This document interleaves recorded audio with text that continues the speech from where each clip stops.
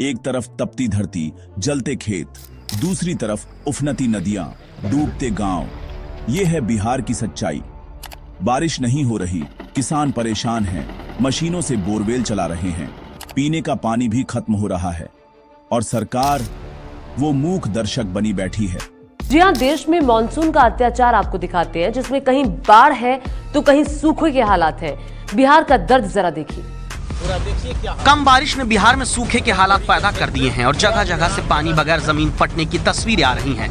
आपने बाढ़ से बेहाल देश की जनता का दर्द सुना होगा, लेकिन बिहार का किसान बारिश को तरस रहा है, जिसने भूखमरी के हालात पर लाकर खड़ा कर दिया। बारिश के इंतजार में है, कुछ नहीं हो रहा है, बच्चे सब भूखे मरेगा इस बार लगता नहीं है। जो धान होगा पूरा सूखा हुआ है, देखिए ना, पूरा दरारें पड़ गया है। जुलाई खत्म होने को है, बिहार में अब तक 47% कम बारिश हुई। सवाल उठता है, इस संकट का जिम्मेदार आखिर है कौन? बिहार में इस बार मानसून ने धोखा दे दिया। जुलाई का आधा महीना बीत चुका है, लेकिन अभी तक ज्यादा बारिश नहीं हुई। मौसम विभाग का कहना है कि सामान्य से 40% कम बारिश हुई है। खेत सूखे हैं, मिट्टी फट रही है, किसान ट्यूबवेल से पानी खींचने को मजबूर हैं।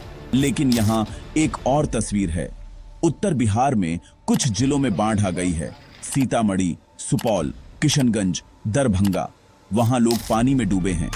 भारी बारिश देश के कई राज्यों में कहर ढा रही है। बिहार के सुपौल में कोसी नदी उफान पर है।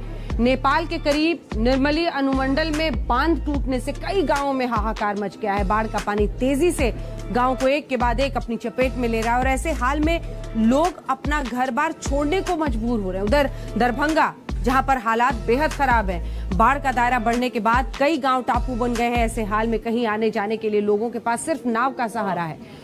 तो एक ही राज्य में एक तरफ सूखा है और दूसरी तरफ बाढ़।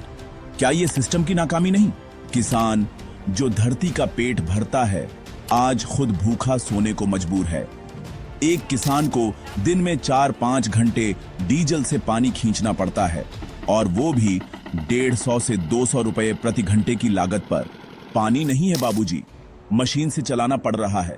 खर्चा भी बहुत है, ऊपर से कोई मदद भी नहीं मिल रही। सरकार की तरफ से सिंचाई के लिए कोई वैकल्पिक योजना नहीं है, और न ही किसानों को डीजल पर सब्सिडी मिल रही है समय पर। केवल खेत ही नहीं, गांव शहरों में पीने का पानी भी खतरे में है। जमीन के नीचे का जल स्तर लगातार गिरता जा रहा है।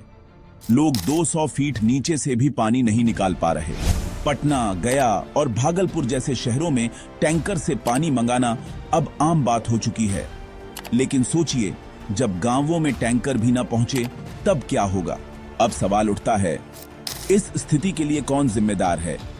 बिहार सरकार, मौसम, या फिर हमारा सिस्टम? बिहार में पिछले कई वर्षों से बारिश के पैटर्न में बदलाव देखा गया है, लेकिन सरकार ने कोई ठोस जल नीति नहीं बनाई। गांवों में तालाब, कुएं और जलाशय लगभग खत्म हो चुके हैं। अंडरग्राउंड वाटर रिचार्ज की कोई योजना धरातल पर नहीं दिखती।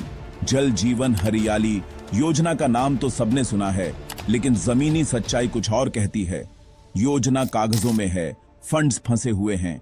सोचिए, जिस बाढ़ से हम हर साल लाखों का नुकसान उठाते हैं, क्या उसी पानी का इस्तेमाल सिंचाई में नहीं हो सकता?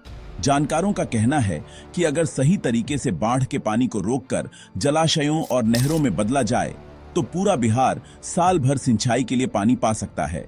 लेकिन इसके लिए जरूरत है योजना, राजनीतिक इच्छा शक्ति और प्रशासनिक जिम्मेदारी। बिहार का पारंपरिक जल प्रबंधन सिस्टम आहरपिन कभी बेहद सफल था। ये नहरों और जलाशयों की एक स्थानीय श्रृंखला थी जो बरसात का पानी रोककर खेतों तक पहुंचाती थी। लेकिन अब ये संरचनाएं बर्बादी के कगार पर हैं। अतिक्रमण, गाद भराव और रखरखाव की कमी ने इनका अस्तित्व खत्म कर दिया है। अब केवल सरकार को कोसने से कुछ नहीं होगा, हमें भी समझदारी से जल संरक्षण की दिशा में कदम उठाना होगा। वर्षा जल संचयन, पानी का कम उपयोग, पारंपरिक जल स्रोतों का पुनर्जीवन, ये सब हमें अपनाना होगा, वरना आने वाला कल और भी भयावह हो सकता है। बिहार का पानी आज खतरे में है। खेत सूख रहे हैं, लोग प्यासे हैं। सवाल उठता है, क्या हम जागेंगे? क्या सरकार जागेगी? क्या हम इस संकट से कुछ सीखेंगे, या फिर हर साल सूखा और बाढ़ का खेल चलता रहेगा? अब समय है समाधान खोजने का, सिर्फ आरोप लगाने का नहीं।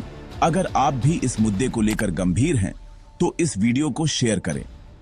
अपने गांव, अपने क्षेत्र में पानी बचाने की पहल शुरू करें। जल है तो कल है।